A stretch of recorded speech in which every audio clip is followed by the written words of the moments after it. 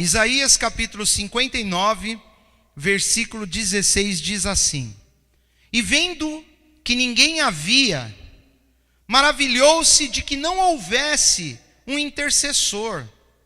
Por isso, o seu próprio braço lhe trouxe a salvação, e a sua própria justiça o susteve. Vou ler mais uma vez. E vendo que ninguém havia, maravilhou-se de que não houvesse um intercessor. Por isso, o seu próprio braço lhe trouxe a salvação, e a sua própria justiça o susteve. Amém? Aqui a palavra nos fala de um problema que o povo daquela época estava enfrentando. O núcleo desse versículo do que nós lemos, o problema central é um intercessor. A Bíblia diz aqui, há uma queixa de que não havia ninguém. E vendo que ninguém havia, maravilhou-se de que não houvesse um intercessor. E na realidade, essa palavra, ela reflete o coração de Deus. Isaías, quando escreve o capítulo 59, ele está falando da miséria espiritual que o povo de Israel enfrentava. Na realidade, o povo aqui, eles já estavam divididos já em reino do norte e reino do sul. O reino do norte, Israel, já havia se perdido nas questões políticas, nas questões espirituais. E nós sabemos que a nação de Israel, ela foi levada cativa para a Síria, e ali eles se dispersaram entre os povos. Onde era a capital ali de Israel, aquele lugar, ele se tornou onde era a capital da nação de Israel do norte, era Samaria. Ali depois, com os anos, pessoas que se misturaram na fé foram conhecidos como samaritanos. E no sul nós tínhamos o reino de Judá, ali com a sua capital em Jerusalém. Nós sabemos que depois eles foram levados cativos para a Babilônia. Eles não endireitaram o seu coração, eles não se consertaram diante de Deus, e isso fez com que eles fossem levados, eles sofreram coisas que Deus nunca quis que eles sofressem. Se nós pegarmos o capítulo 59 desde o início, eu quero ler bem rápido com vocês, para nós vermos a situação espiritual. Nós lemos agora no versículo 16 que não havia um intercessor. É Deus dizendo: eu procurei, não havia ninguém que pudesse resolver o problema dessa nação. E ele começa lá no versículo 1. Em primeiro lugar, ele começa falando assim: eis que a mão do Senhor não está encolhida, para que não possa salvar, nem agravado o seu ouvido, para não poder ouvir. Deus está falando assim: olha, eu não sou... Como é que fala a pessoa que tem problema na mão? Eu não tenho a minha mão deformada, minha mão não está encolhida e travada, e nem sou surdo. Deus está falando. Ele já está na realidade, ele começa explicando o que estava acontecendo naquele lugar. Porque quando você não vê Deus agindo na sua vida, muitas vezes você pode se questionar: será que Deus não está me ouvindo? Não é? Será que Deus não ouve a minha oração? Será que Deus não ouve o meu pedido de socorro? Deus está falando: não estou surdo não. Eu não estou surdo. O problema da nação não ser abençoada não era porque Deus era surdo. Às vezes a pessoa perguntava, porque se Deus está falando isso, é porque as pessoas em algum momento no seu coração, nos seus corações, elas questionavam: será que Deus está com algum problema com a mão? Está igual aquele dinossauro que tem o braço curtinho, né? Tiranossauro Rex, né? Que tem só a mãozinha assim. Será que Deus é assim? O pessoal brinca, né, em lugar de trabalho, quando o cara é mão cansada, né, não quer trabalhar, fala que é Tiranossauro Rex, tem a mãozinha curta, né? Não põe a mão na massa, né? Já tinha ouvido isso? Ou chama de Horácio. Horácio é aquele dinossaurinho da Turma da Mônica. Isso é mó Horácio. Horácio é mãozinha curta, não quer trabalhar. Todo mundo está lá trabalhando e a mãozinha dele não alcança o serviço. Deus está falando: gente, eu não sou Horácio não, viu? Eu não estou com a mão encolhida. Não. O povo está se perguntando: será que Deus está com a sua mão encolhida? Será que os ouvidos do Senhor, será que Ele está surdo? Será que Ele não nos ouve? Deus está falando: não é nada disso. O problema não é isso. O problema está no versículo 2. Mas as vossas iniquidades fazem separação entre vós e o vosso Deus. Deus está falando: o problema não sou eu, o problema são vocês. O problema é essa nação que vive na iniquidade. Porque eu ouço e eu posso agir. Mas o que está nos separando, o que causa uma barreira entre nós, são as iniquidades. E os vossos pecados encobrem o seu rosto de vós.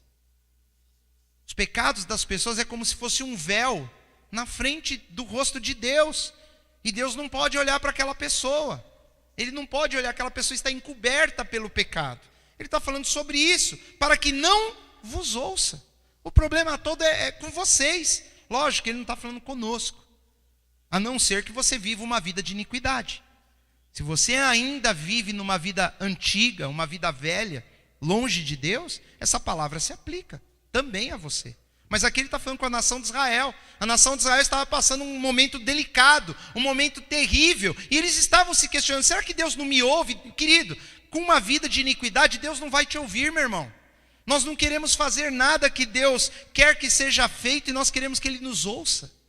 Ah, mas Deus é misericordioso. Pois é, Ele é tão misericordioso que o dia que você parar com isso e consertar a sua vida, Ele não vai mais fazer caso dessas coisas. Ele não vai mais levar em conta o erro no dia em que eu parar com Ele. Vocês estão entendendo? Essa é a misericórdia de Deus. Ele nos convida a falar, vamos mudar de vida? Se você mudar de vida, eu vou estar do seu lado. Se você não mudar, você vai ficar pela sua própria sorte. Seja feliz do jeito que você quiser. É o que Deus vai falar para nós. Ah, mas Deus não ouve minha oração. Deus está falando, eu ouço, só que eu não posso responder. Ah, Deus está com o braço curto. Não, meu braço é poderoso. O problema é o que vocês têm feito. Ó, nação de Israel. Está falando com Israel. Amém, queridos? Versículo 3. Porque as vossas mãos estão contaminadas de sangue, os vossos dedos de iniquidade, os vossos lábios falam falsidade, a vossa língua pronuncia perversidade. Esse é o raio-x da nação de Israel. Eles tinham violência entre eles. Às vezes, contaminados de sangue, não é que eles eram assassinos. Tinha também o caso de assassinar. Mas a mão contaminada de sangue é o ódio, é a intriga entre as pessoas, é confusão, é divisão, é a injustiça. Os vossos dedos estão contaminados de iniquidade, dizendo que vós tem tocado em coisas que não deveriam, tem mexido com coisas que não deveriam. Como assim? Como assim? Vamos supor, uma pessoa, ela trabalha no comércio e existem leis que regem o comércio. Só um exemplo, né? Tem leis. Toda vez que você não respeita essas leis, toda vez que você burla o sistema de alguma forma, os seus dedos estão contaminados com a iniquidade. Toda vez que você não segue as regras impostas pela lei, todas as vezes que você faz algo desonesto, todas as vezes que nós nos permitirmos tocar em áreas da nossa vida que não poderiam ser tocadas por princípios de dignidade, por princípios de honestidade, nós contaminamos os nossos dedos. E era o que a nação de Israel estava fazendo. Os vossos lábios falam falsidade, falaram que não é verdade, a vossa língua pronuncia perversidade. Ninguém há que clame pela justiça. Não tem uma pessoa, Deus está olhando para aquela nação, Ele está falando, não tem uma pessoa. Ninguém, a palavra ninguém significa que não tem um. Deus está indignado com isso, Ele está impressionado. Como assim? Um povo gigante desse, uma multidão de pessoas, não tem um. O povo está vivendo dessa forma, está tudo bem. Ninguém que clame por justiça, ninguém que compareça em juízo pela verdade. Não, ninguém busca a verdade, querem mais. É uma nação onde está todo mundo dando golpe um no outro, todo mundo dando nó um no outro, todo mundo se traindo entre si. Ninguém vai procurar justiça para fazer prevalecer aquilo. Não. Israel está perdido, está contaminado. Está perdido, é cada um por si, Deus por todos. Ali em Israel, querido, eu vou contar um negócio para você. Se você chegasse em Israel nessa época e esquecesse seu celular em cima da mesa, se você virasse as costas, quando você voltava, sumiu. Era assim. Só lá, viu, queridos? Né? Não tem outro lugar no mundo que aconteça isso, né? E ele já tirava a bateria e o chip rápido, né? Para você não ligar de volta. Era o que ele ia fazer. E ainda ele falou, Senhor, Jeová me abençoou. Glória a Deus, ele falou.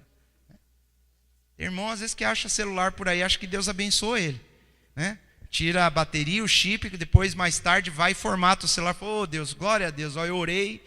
Aí, e tem alguém lá falando, poxa Senhor, né?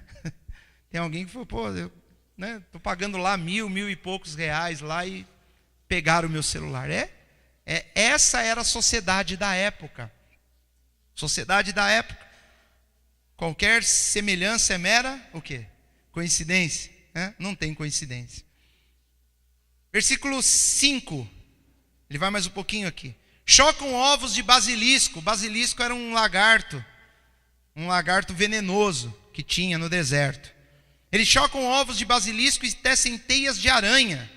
Para que eles fazem isso? Para que chocam um ovo de basilisco?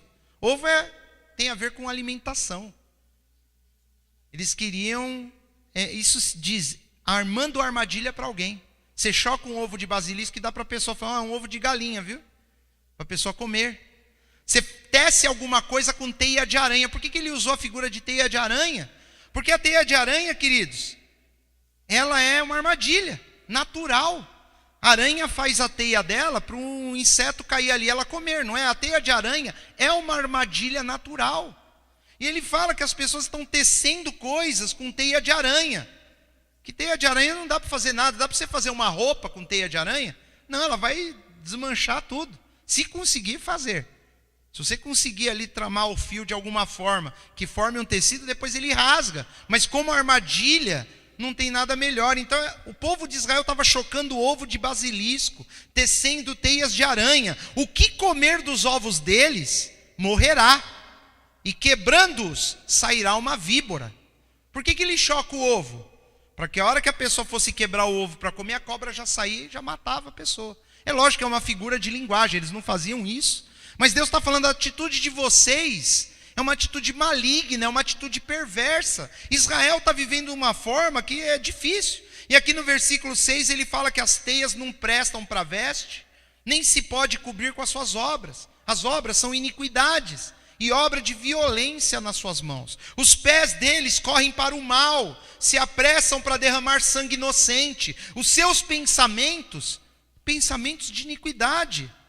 Destruição e quebrantamento há nas suas estradas. Não conhecem o caminho da paz, nem a justiça nos seus passos. Fizeram para si veredas tortuosas, caminhos estranhos, esquisitos, veredas tortuosas. Quando Deus está falando de veredas tortuosas, é assim. Antigamente, e até hoje é assim, quando uma pessoa, vamos ser o mais simples possível, vai. Você sai do serviço, você tem um caminho para ir para casa, não tem? É um caminho. É um só, inclusive. Hoje, com questão de trânsito intenso, você pode ter uns 2 ou 3 alternativos. Né? Tem bastante condução, às vezes um ônibus serve melhor que o outro, não é assim? Mas via de regra é uma direção só. Mas quando a pessoa quer fazer coisa errada, ela tem que sair daqui e chegar lá. Ela sai daqui, vem para cá, aí volta, aí dá a volta, aí vai. O caminho é tortuoso.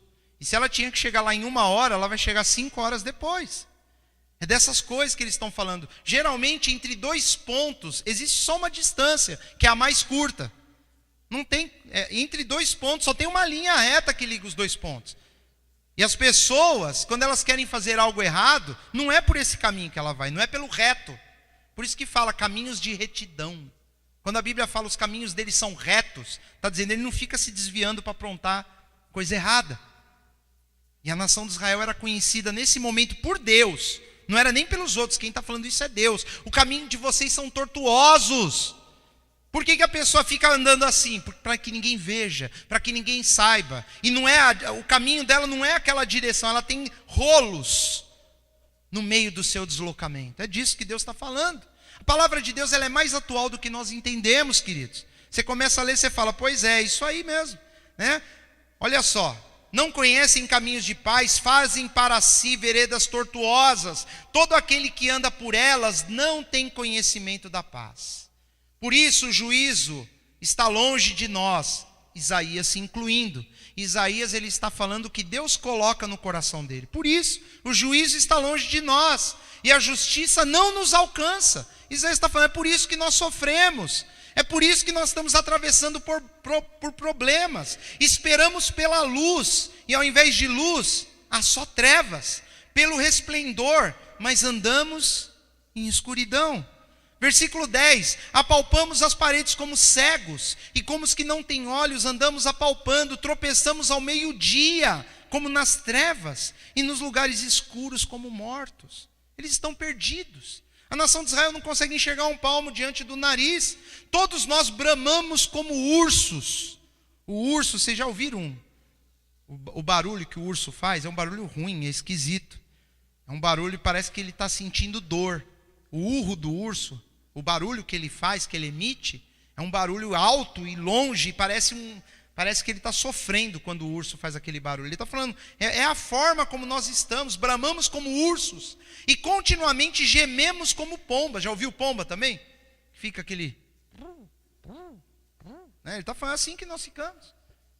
Não sei o que isso significa, mas ele quer dizer, igual pomba, fica aquele lamento, aquele lamúrio, aquele barulho esquisito. Porque as nossas transgressões se multiplicaram perante ti. Os nossos pecados testificam contra nós, porque as nossas transgressões estão conosco e conhecemos as nossas iniquidades. Como prevaricar. O que é prevaricar? Prevaricar, ele é considerado até crime. Prevaricação. Prevaricação é um crime que só pode ser cometido, pelo menos eu acho que na nossa Constituição, só por quem é funcionário público. O que é a prevaricação? A prevaricação parte do princípio que você tem uma obrigação a ser feita, segundo o seu cargo, você tem que cumprir uma determinada obrigação e você deixa de cumprir. Se você não cumpre o que era esperado, isso é chamado de prevaricação. Deixei de fazer ou cumprir um dever, era obrigado. Você vê alguém, por exemplo, numa situação de corrupção, pela lei você tem que denunciar aquilo. Se você não denuncia, você prevarica. O outro está sendo corrupto e você prevarica por não denunciar. Vocês estão entendendo?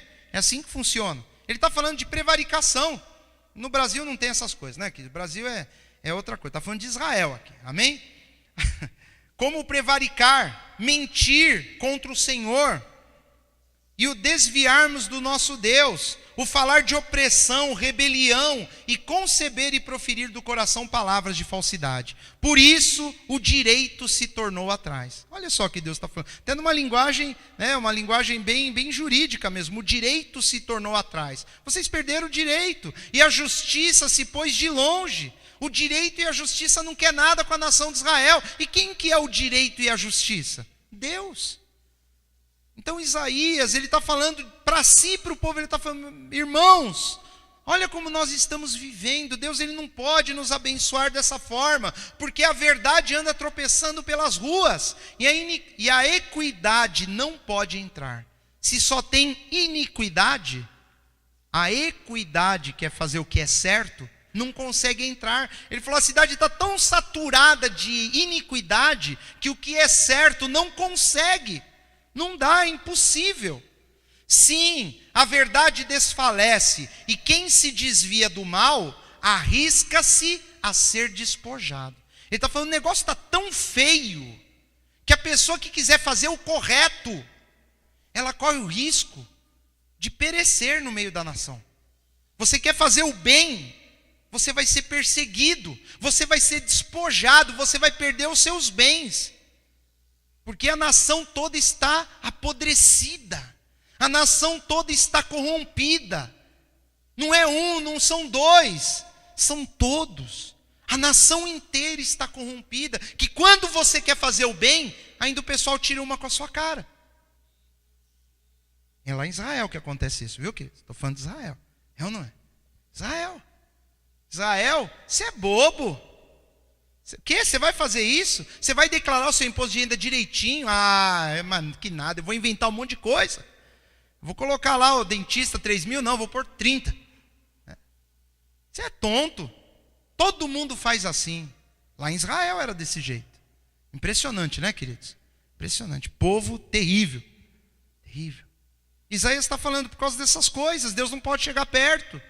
E corre o risco da pessoa honesta ser tida como o pior no meio das pessoas. Quem é honesto corre o risco de perder tudo o que tem. Arrisca-se a ser despojado. E aí ele termina o versículo 15 dizendo, e o Senhor viu, e pareceu mal aos seus olhos que não houvesse justiça. Está falando, Deus está vendo isso daí, e ele não pode fazer nada, porque o povo está perdido. E aí vem o versículo 16, Isaías está dizendo, e o Senhor olhando e vendo que ninguém havia, maravilhou-se. Maravilhou-se. Essa palavra maravilhou-se, no original em hebraico, ela traz o sentido dele ficou assombrado, assustado. Ele está, lógico, usando um linguajar como se Deus fosse um ser humano. Ele está querendo dizer que se Deus fosse um ser humano, ele estava apavorado de ver que não tinha um. Deus, ele está olhando para a nação de Israel, ele fala assim, ninguém. E é interessante que o profeta Isaías, ele não era um homem de Deus? Era. E aí nós vemos aqui a condição de um verdadeiro homem de Deus. Ele não está dizendo só eu. Ele não está dizendo isso, só eu que sou a bênção. Porque tem gente que às vezes se sente assim. Ô Senhor, o país está uma droga. Sorte sua que eu estou aqui. Ainda bem que eu estou vivo. Sorte do país que eu nasci. Né? Tem gente que se sente assim. Eu sou a bênção. Não, Isaías não fala isso. Ele fala, o Senhor olhou para nós, meus irmãos, e não achou ninguém. Ele está se incluindo, nem eu. É interessante lá no começo do livro de Isaías, lá no capítulo 6, Isaías ele tem uma visão do trono de Deus. A Bíblia diz que naquele ano morreu o rei Uzias. Isaías teve uma visão, ele viu o trono de Deus, ele viu lá Deus cercado de seres celestiais, ele viu serafins voando ao redor do trono, eles cantavam e clamavam. E a hora que ele entra na presença de Deus, a primeira coisa que ele fala assim, ai de mim, que vou perecendo, eu estou perdido, porque eu sou homem de lábios impuros. A primeira coisa que ele reconheceu. Ele falou, tem um problema com o que eu falo. Eu sou um homem de lábios impuros, eu vou morrer. E aí Deus ordena para que um serafim vá lá tinha um lugar que tinham brasas. Ele pega lá com uma tenaz, uma brasa daquele e põe na boca dele. Se o seu problema é o pecado na sua boca, então vamos queimar isso aí. E queimou a boca dele. Ele disse que naquele instante ele falou, pronto, agora você não morre mais. Seu problema está resolvido. Mas ele reconheceu, ele entrou na presença de Deus. Ele falou, eu vou morrer. Deus é santo e eu sou uma porcaria. Deus é santo, eu não sou. E ainda Deus vira para ele e fala, quem irá por nós? Quem irá pregar a palavra em nosso lugar? Isaías fala, eis-me aqui, Senhor. E aí Deus dá esse ofício para Isaías. Isaías aqui, tudo que ele escreveu é o cumprimento daquilo que Deus queria fazer na vida dele. Deus queria usar Isaías como um profeta. E o que o profeta faz? O profeta diz o que Deus está dizendo para ele. E Deus aqui, ele está bem chateado. Deus aqui, ele está triste. Deus aqui, ele está indignado. E pior, no versículo 16 nós descobrimos que Deus está maravilhado. Ele está assustado, assombrado. Ele está falando, Isaías, não tem ninguém. Eu queria que tivesse um. Não tem. Isaías deve ter ficado triste também. Porque ele falou, puxa, nem eu. Ninguém. Não é a palavra que ele usa? E vendo que ninguém havia. Ninguém. Maravilhou-se de que não houvesse um intercessor. Deus aqui, ele fala, não tem um intercessor.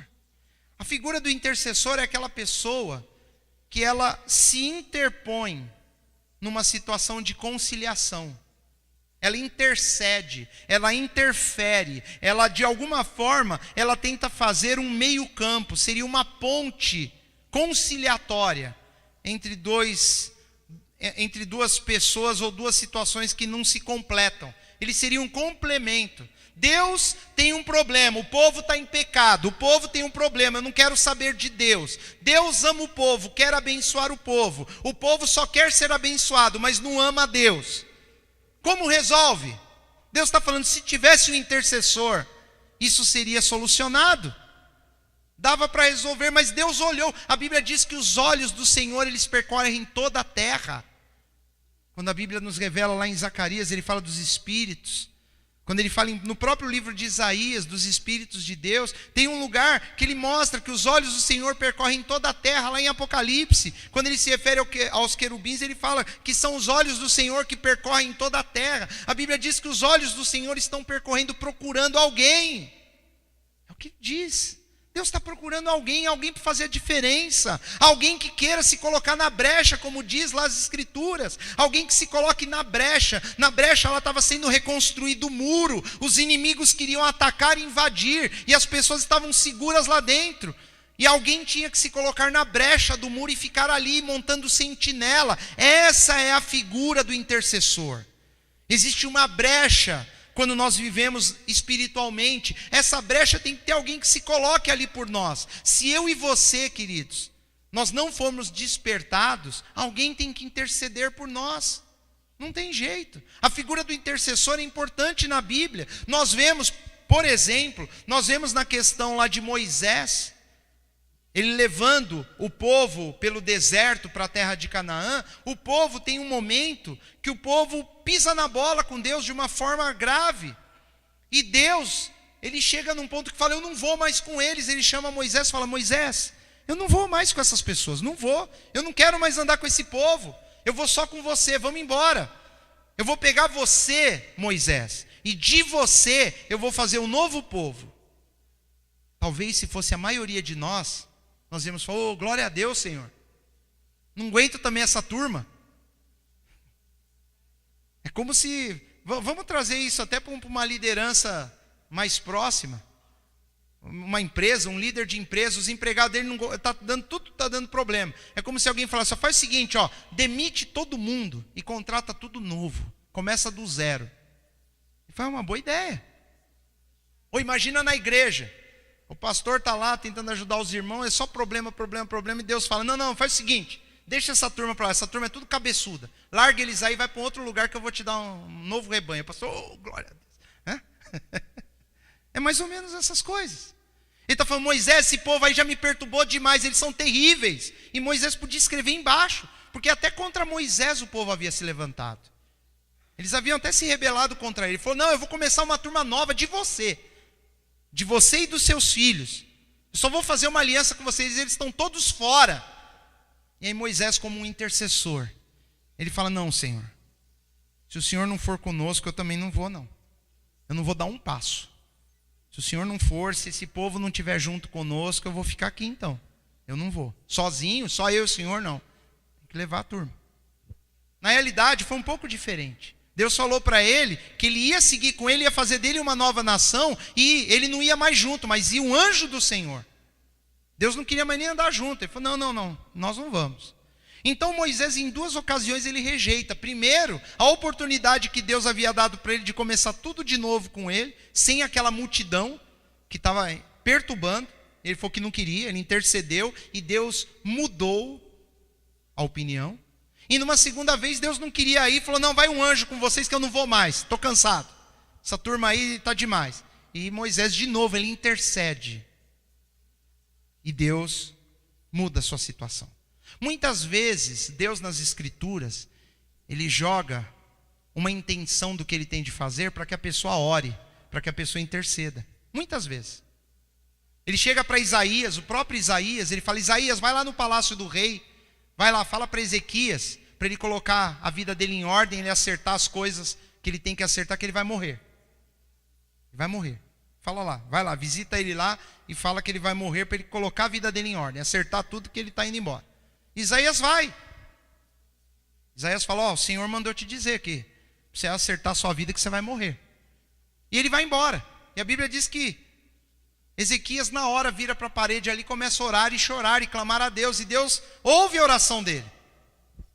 E aí Isaías já estava indo embora, ele já estava saindo lá fora nos pátios. A Bíblia diz que Deus vai para Isaías e fala, volta lá que eu mudei. Ele não fala que ele havia orado, mas ele fala, eu mudei. Fala para ele que ele vai ganhar aí mais um tempo, mais alguns anos. Ele muda. Ele orou. A oração, a intercessão faz com que algumas coisas sejam transformadas. E a figura do intercessor é se colocar entre Deus e o problema. E Deus está falando, não tem um. Ah, que saudade de Moisés, que quando eu falava que eu ia fazer isso com o povo, Moisés intercedia. Moisés, ele fala, não, Senhor, não faz isso. Eu acho até legal imaginar que Deus, ele se expõe de tal forma para você poder dar palpite, meu irmão.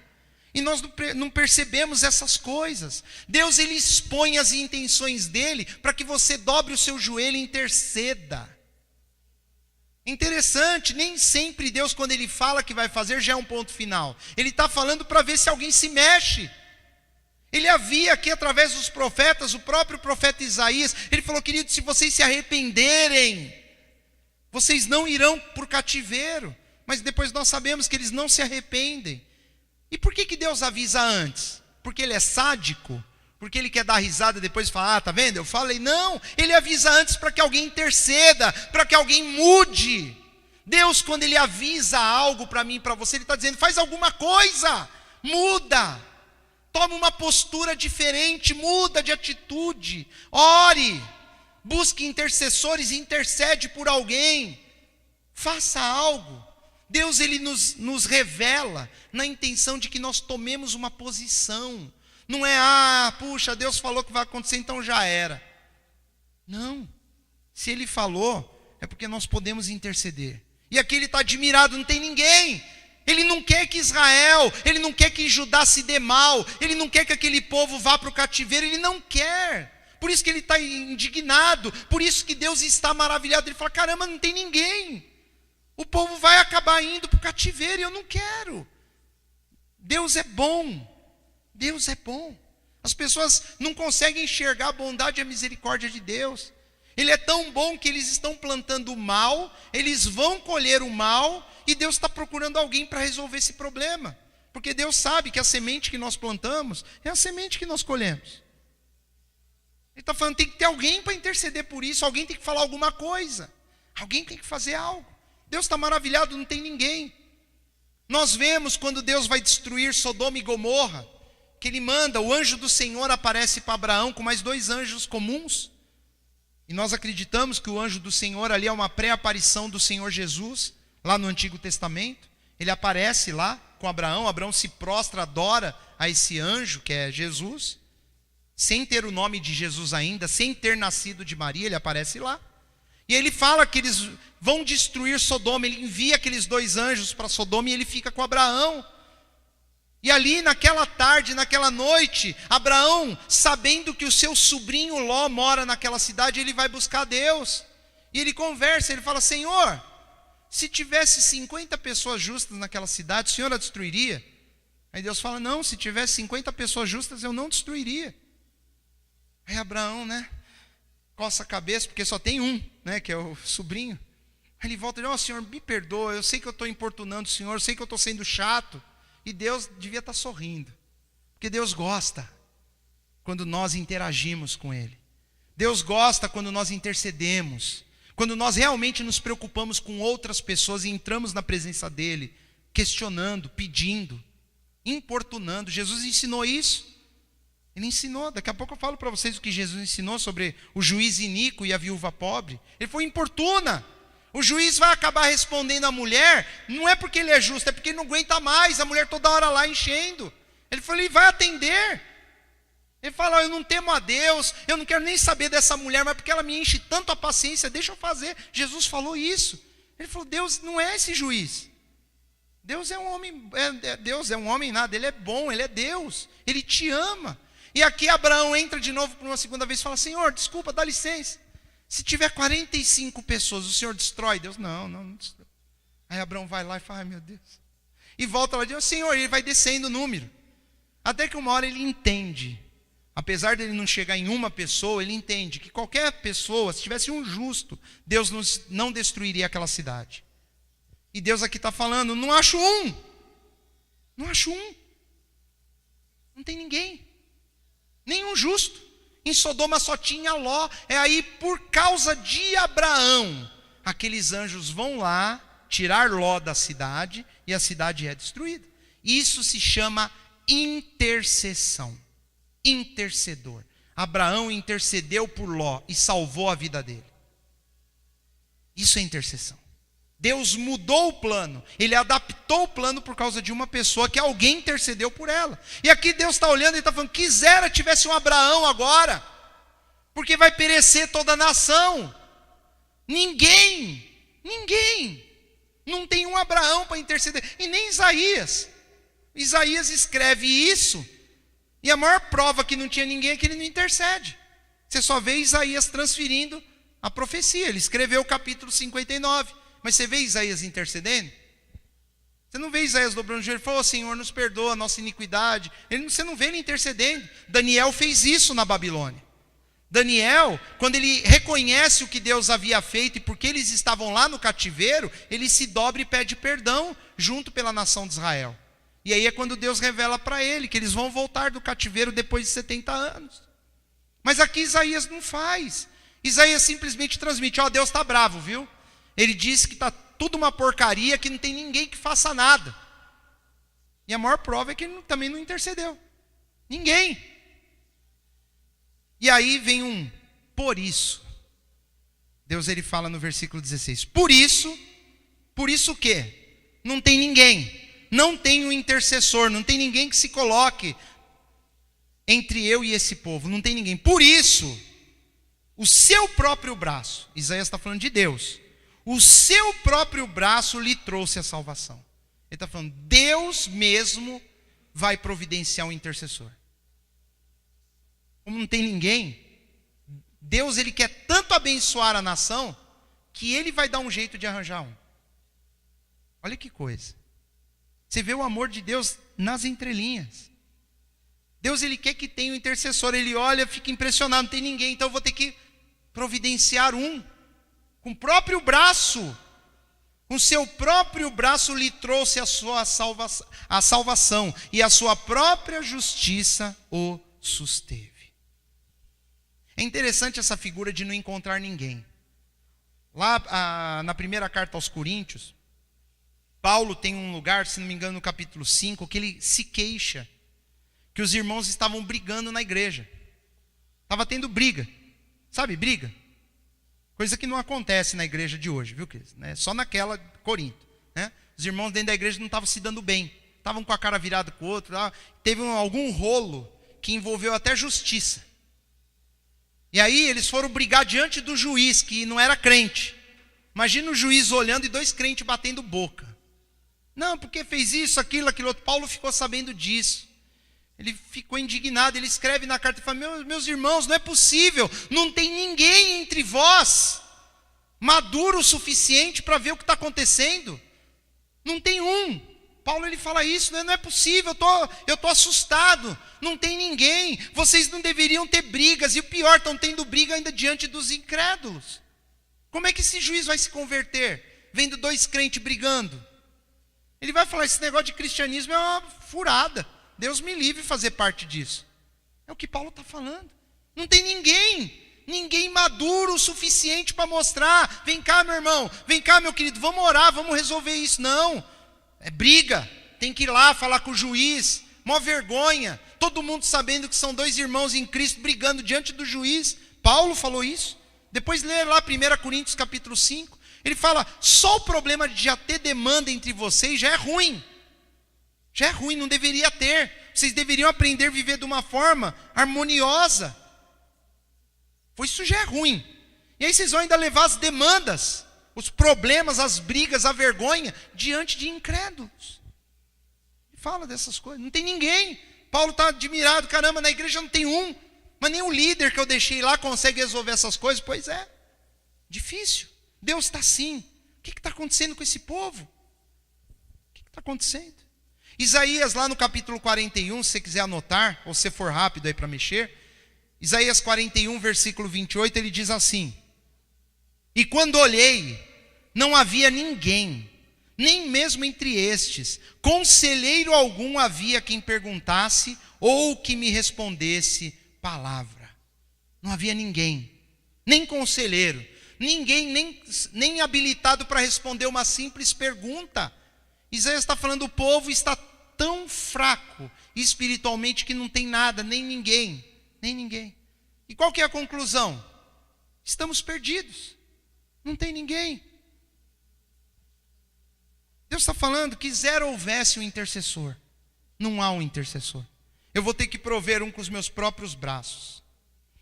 Volta mais um pouquinho, Isaías 40, versículo 10. Você vê que para ler a profecia tem que voltar, né? De trás para frente. Começa no 59, volta para o 40? Esse é o 40, né? Voltou para o 41 e agora para o 40. Versículo 10. Eis que o Senhor Deus virá com poder, e o seu braço dominará por ele. e eis que o seu galardão está com ele, e os seus salários diante da sua face. Ele está falando que o Senhor Deus virá com poder, e o seu braço, não foi o que ele falou aqui em Isaías 59? Com o seu braço, ele vai levantar o intercessor. Ele está falando, o Senhor virá com o poder do seu braço. Seu braço. Isaías 51, 5.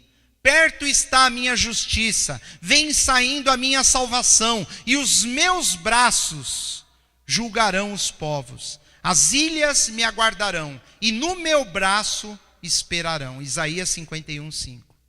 Quando os judeus liam esses versículos, eles falavam, o braço do Senhor é o Cristo, o Messias.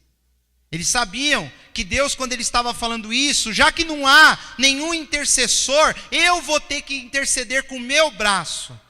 Eles entendiam que ele estava falando que Deus levantaria um homem na terra, o Cristo, que você já sabe que é Jesus, mas eles não sabiam. A gente tem que ter sempre isso em foco. O Cristo viria, eles esperavam o Cristo, o braço forte do Senhor. O intercessor, que Isaías disse que não achava em lugar nenhum. Deus vai prover.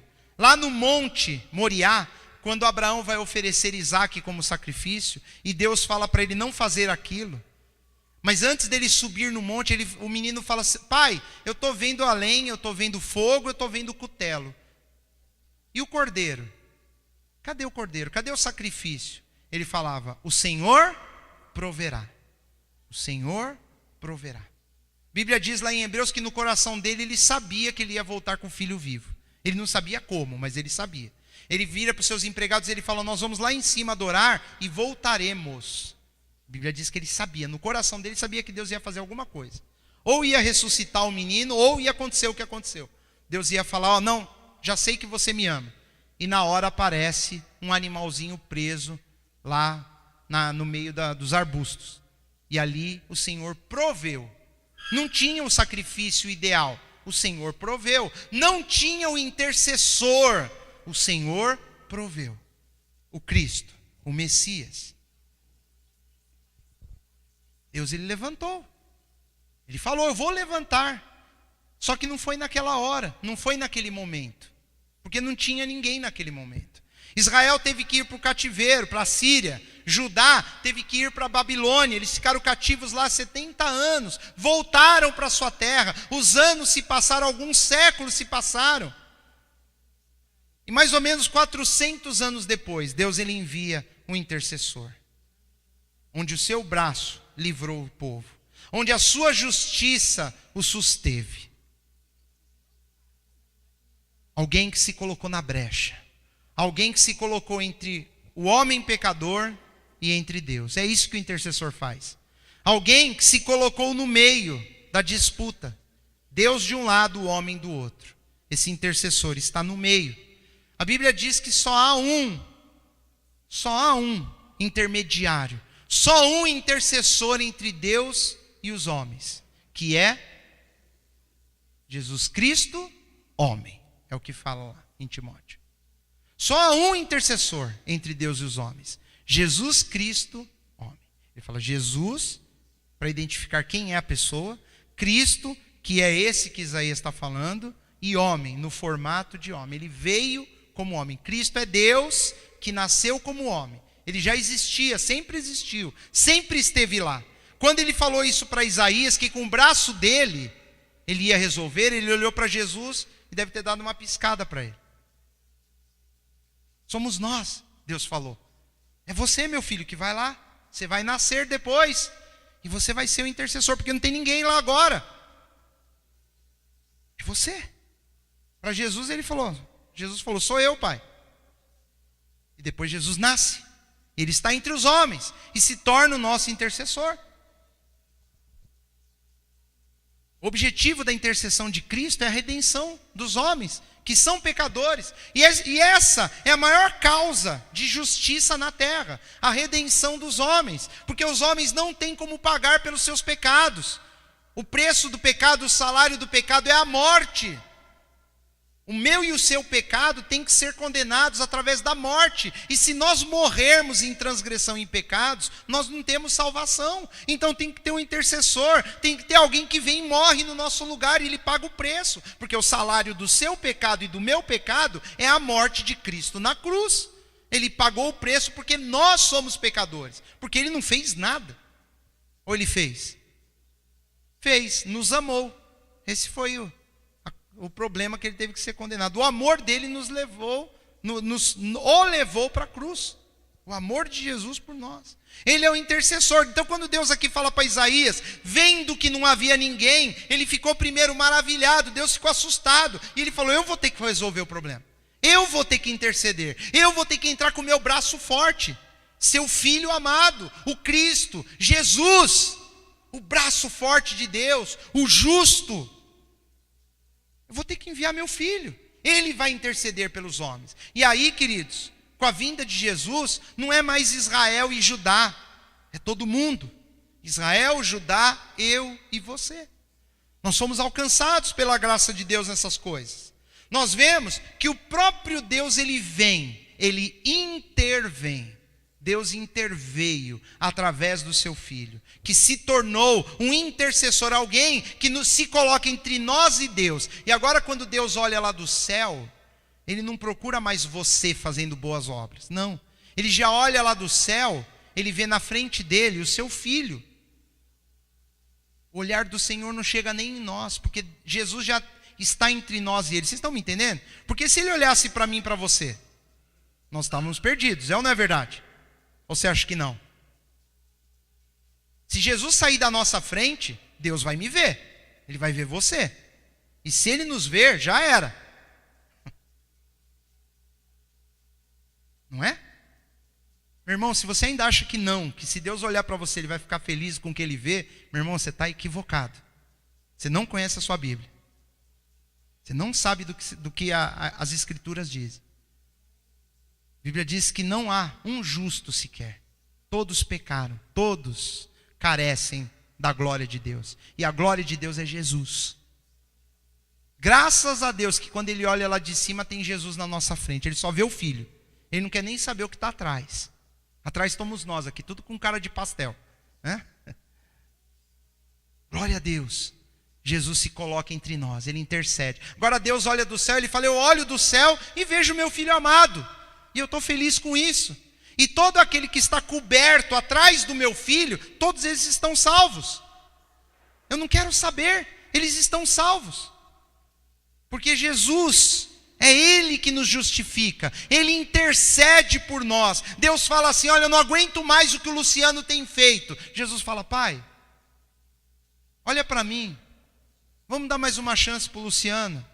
Ele fala, eu não aguento mais o que os irmãozinhos lá de Poá estão fazendo. Jesus fala, calma aí, pai. Dá mais um tempo.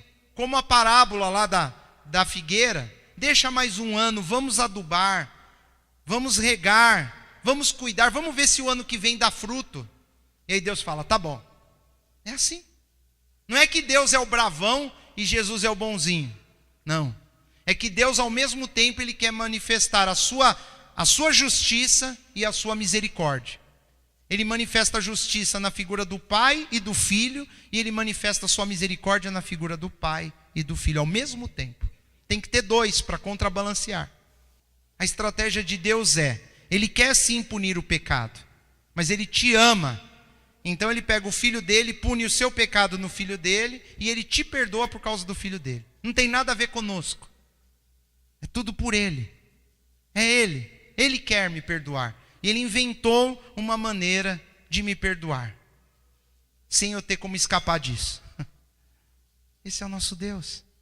Ele olhou e falou, caramba, não tem um intercessor, eles vão se dar mal, eu vou ter que providenciar um, ele providencia. E eu queria, para terminar com vocês essa mensagem, que nós abríssemos lá em Hebreus, lá no Novo Testamento, capítulo 7.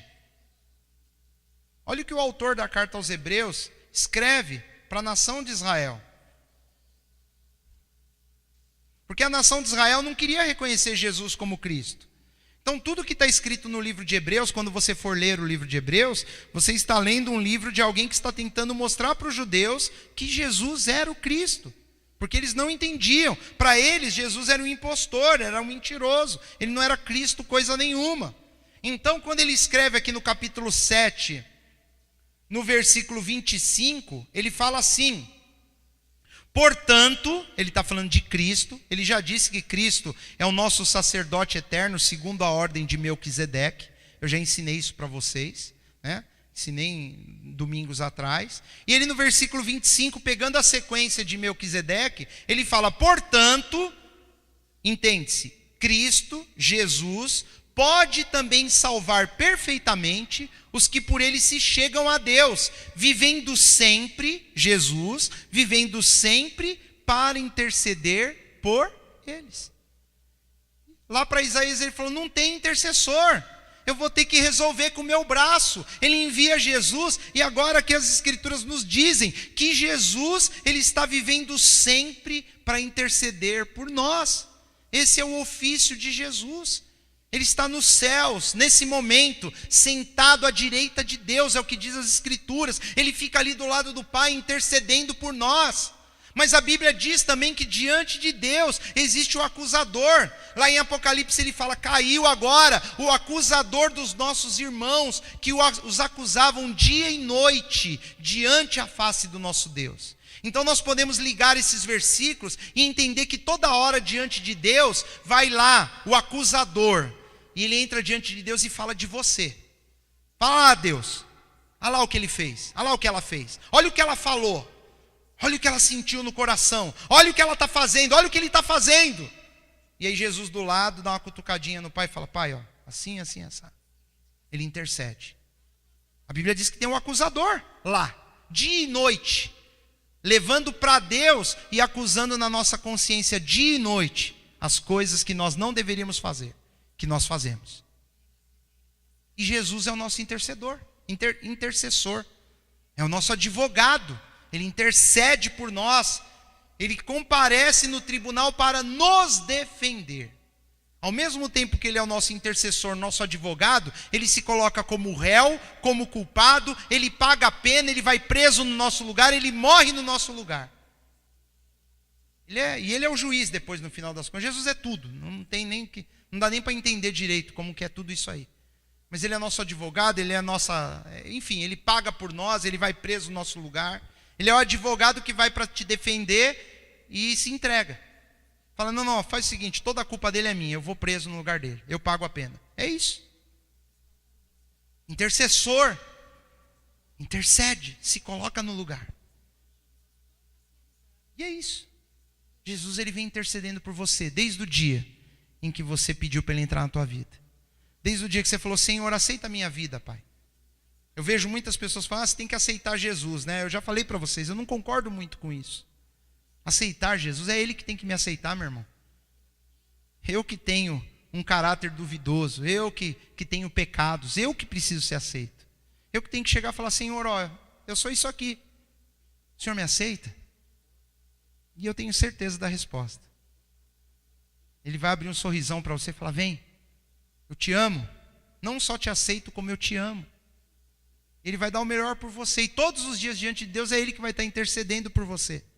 O que Deus reclama lá, a nação de Israel não tinha intercessor. Ele providenciou um intercessor. A nação de Israel rejeitou esse intercessor. Então esse intercessor passou a interceder não só mais por eles, mas por causa da rejeição, por mim e por você também. E hoje nós somos alcançados por essa graça. Jesus é o intercessor do capítulo 59 de Isaías. Era dele que Deus estava falando. Com o meu próprio braço, eu vou resolver esse problema. A Bíblia diz que o homem não deveria confiar na força do seu próprio braço, pôr na carne a força do seu braço, mas em Deus. Porque Deus, ele enviaria aquele que com seu braço resolveria o nosso problema. Jesus Cristo, o nosso intercessor. Amém?